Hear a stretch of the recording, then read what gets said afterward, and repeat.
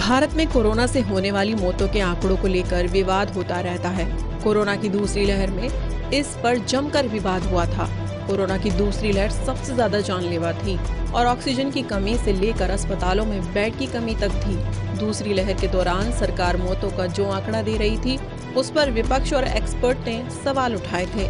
विपक्ष और एक्सपर्ट का कहना था कि भारत जो कोविड डेथ का डेटा दे रहा है वो सही नहीं है। उस समय अमेरिका के सेंटर फॉर ग्लोबल डेवलपमेंट की रिपोर्ट पर WHO की चीफ साइंटिस्ट ने कहा था कि भारत को कोरोना से मौतों के सही आंकड़े बताना चाहिए ताकि भविष्य में होने वाली मौतों को रोका जा सके। हालांकि अभी जो विवाद शुरू हुआ है वो न्यूयॉर्क टाइम्स में छपे आर्टिकल से शुरू हुआ है। न्यूयॉर्क टाइम्स ने दावा किया है कि भारत WHO को कोविड डेथ का सही आंकड़ा जारी करने नहीं दे रहा है। WHO ने भारत में कोरोना से 40 लाख से ज्यादा मौतें होने का अनुमान लगाया है। वहीं इस आर्टिकल पर विपक्ष ने सरकार को घेर लिया है, जहां कांग्रेस सांसद राहुल गांधी ने ट्वीट किया और लिखा कि मोदी जी ना सच बोलते हैं ना बोलने देते हैं। वो तो अब भी झूठ बोलते हैं कि ऑक्सीजन शॉर्टेज से कोई नहीं मरा। मैंने पहले भी कहा था कि कोविड में सरकार की लापरवाहियों से 5 लाख नहीं बल्कि 40 लाख भारतीयों की मौत हुई है। साथ ही राहुल गांधी ने हर पीड़ित परिवार को 4 लाख रुपए मुआवजा देने की मांग भी की है। इस रिपोर्ट को लेकर रणदीप गुलारिया ने भी आपत्ति जताई है। उन्होंने कहा है कि भारत में जन्म और मृत्यु पंजीकरण की बहुत मजबूत प्रणाली है और वे आंकड़े उपलब्ध हैं, लेकिन WHO ने उन आंकड़ों का उपयोग सही नहीं किया है। वहीं सरकार का इन सब पर कहना है कि WHO ने कोविड डेथ का अनुमान लगाने के लिए जो तरीका अपनाया है वो सही नहीं है। भारत को नतीजों से आपत्ति नहीं बल्कि इसके तरीके से शिकायत है।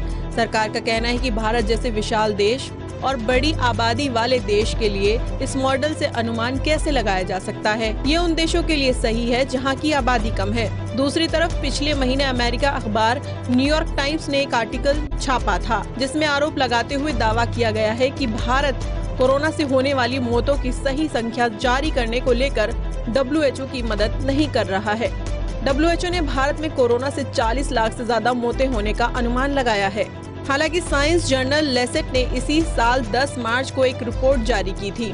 इस रिपोर्ट के मुताबिक 1 जनवरी 2020 से 31 दिसंबर 2021 तक दुनिया भर में कोरोना से 1.82 करोड़ मौतों का अनुमान लगाया गया था। रिपोर्ट में कहा गया था कि दुनिया में सबसे ज्यादा 40.7 लाख मौतें भारत में हुई हैं। बता दें कि सिविल रजिस्ट्रेशन सिस्टम की रिपोर्ट में बताया गया है कि 2020 में देश भर में 81.11 लाख मौतें दर्ज की गयी। हालांकि इनमें कोरोना से होने वाली मौतों का डेटा नहीं दिया गया है, क्योंकि 2019 की तुलना में 2020 में 4.75 लाख से ज्यादा मौतें दर्ज की गई हैं। सरकार के मुताबिक 2020 में कोरोना से 1.48 लाख और 2020 में 3.32 लाख मौतें हुई थी। सरकारी आंकड़ों में अब तक कोरोना से 5.23 लाख मौतें हो चुकी हैं। भारत में कोरोना से होने वाली मौतों के सही आंकड़ों को लेकर अक्सर इसी तरह सवाल उठाए जाते रहे हैं। जून 2021 में अमेरिका के सेंटर फॉर ग्लोबल डेवलपमेंट ने भी एक रिपोर्ट जारी की थी। इसमें भारत में कोरोना से 49 लाख मौतें होने का अनुमान लगाया था। हालांकि सरकार इन सभी रिपोर्ट्स को खारिज करती आ रही है।